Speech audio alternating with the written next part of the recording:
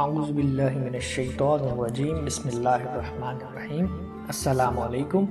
نماز صحیح ہونے کے لیے 14 چیزیں ایسی ضروری ہیں کہ ان میں سے ایک بھی رہ جائے تو نماز نہ ہوگی۔ ان 14 چیزوں کو نماز کے فرائض کہتے ہیں۔ ان میں سے 7 چیزیں تو نماز سے پہلے فرض ہیں اور ضروری ہیں، ان کو شرائط نماز کہتے ہیں، اور 7 چیزیں نماز کے اندر فرض ہیں اور ضروری ہیں، ان کو ارکان نماز کہتے ہیں۔ شرائط نماز 7 ہیں۔ اگر نماز سے پہلے ان میں سے کوئی ایک شرط بھی رہ گئی تو نماز نہ ہوگی۔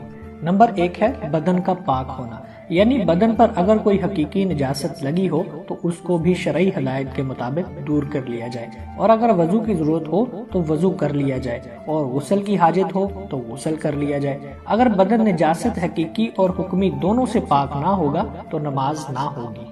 نمبر 2 لباس کا پاک ہونا، یعنی جو کپڑے وغیرہ پہن کر یا اوڑھ کر نماز پڑھے ان سب کا پاک ہونا ضروری ہے۔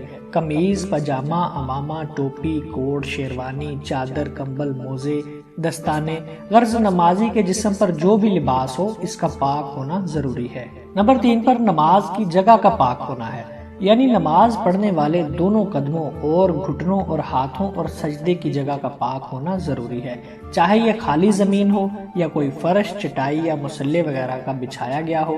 اگرچہ نماز صحیح ہونے کے لیے تو صرف اتنی ہی جگہ کا پاک ہونا ضروری ہے اور شرط ہے، لیکن ایسی جگہ بھی نماز پڑھنا اچھا نہیں ہے جو پاک ہو اور اس کے قریب ہی غلاظت ہو اور سخت تعفن پھیل رہا ہو۔ نمبر 4 سطر چھپانا، یعنی جسم کے ان حصوں کو چھپانا جن کا چھپانا مرد اور عورت کے لیے فرض ہے۔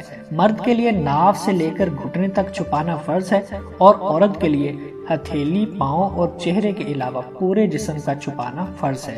البتہ پاؤں کھولنے میں اس کا لحاظ رہے کہ ٹخنے نہ کھلنے پائیں، اس لیے کہ عورت کے لیے ٹخنوں کا چھپانا ضروری ہے۔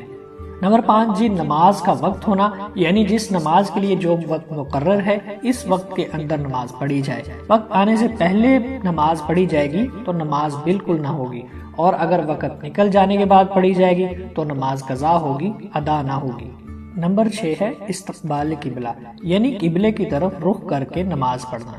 اگر کسی واقعی معذوری اور مجبوری، مثلا سفر میں درست سمے کا تعین نہ ہونا کہ بغیر کوئی شخص قبلے کے علاوہ کسی دوسری جانب رخ کر کے نماز پڑھے گا تو نماز نہ ہوگی۔ نمبر 7 ہے نیت کرنا، یعنی دل میں خاص اس فرض نماز کا ارادہ کرنا جو پڑھنا ہو، اور اگر کسی وقت کی قضا نماز پڑھنا ہو تو یہ ارادہ کرنا کہ فلاں دن فلاں وقت کی نماز پڑھتا ہوں۔ البتہ نفل اور سنت کے لیے یہی نیت کافی ہے کہ سنت یا نفل پڑھتا ہوں۔ دل کے ارادے کا اظہار کرنے کے لیے زبان سے بھی نیت دہرانا اچھا ہے لیکن ضروری نہیں ہے۔ ارکان نماز، نماز کے اندر جو چیزیں فرض ہیں ان کو ارکان نماز کہتے ہیں۔ ارکان نماز 7 ہیں۔ نمبر 1 تکبیر تحریمہ، یعنی نماز شروع کرتے وقت اللہ اکبر یا اس کے ہم معنی مثلا اللہ اعظم وغیرہ ایسا جملہ کہنا جس سے خدا کی عظمت اور بڑائی کا اظہار ہوتا ہو۔ کسی اور مفہوم مثلا دعائے استغفار وغیرہ کا اظہار نہ ہوتا ہو۔ اس تکبیر کے بعد چلنا پھرنا، کھانا پینا اور بات چیت کرنا وغیرہ سب کچھ حرام ہو جاتا ہے، اس لیے اس کو تکبیر تحریمہ کہتے ہیں۔ نمبر 2 قیام کرنا، یعنی نماز میں سیدھا کھڑا ہونا۔ نماز میں اتنی دیر کھڑا ہونا فرض ہے جتنی دیر میں اس قدر قرآن کی قرأت ہو سکے جو فرض ہے۔ یہ واضح رہے کہ قیام صرف فرض اور واجب نمازوں میں فرض ہے، نفل نمازوں میں قیام فرض نہیں ہے۔ نمبر 3 قرأت پڑھنا، نماز میں کم از کم ایک بڑی آیت یا 3 چھوٹی آیتیں پڑھنا فرض ہے۔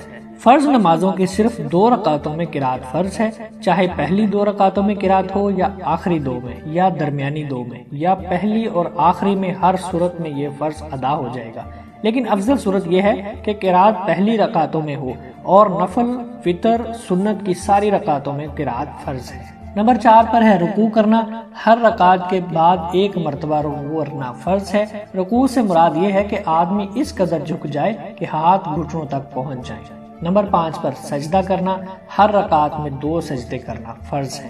نمبر 6 قعدہ اخیر، یعنی نماز کی آخری رکعت میں اتنی دیر بیٹھنا جتنی دیر التحیات سے لے کر عبدہ و رسولہ تک نہ پڑھا جا سکے۔ نمبر 7 اختیاری فعل سے نماز کو ختم کرنا، یعنی نماز کے سارے ارکان ادا کرنے کے بعد ارادے سے کوئی ایسا فعل کیا جائے جس سے نماز ختم ہو جائے۔ یہ تھے نماز کے فرائض۔ اللہ تعالی ہم سب کو سنت کے مطابق نماز پڑھنے کی توفیق عطا فرمائے۔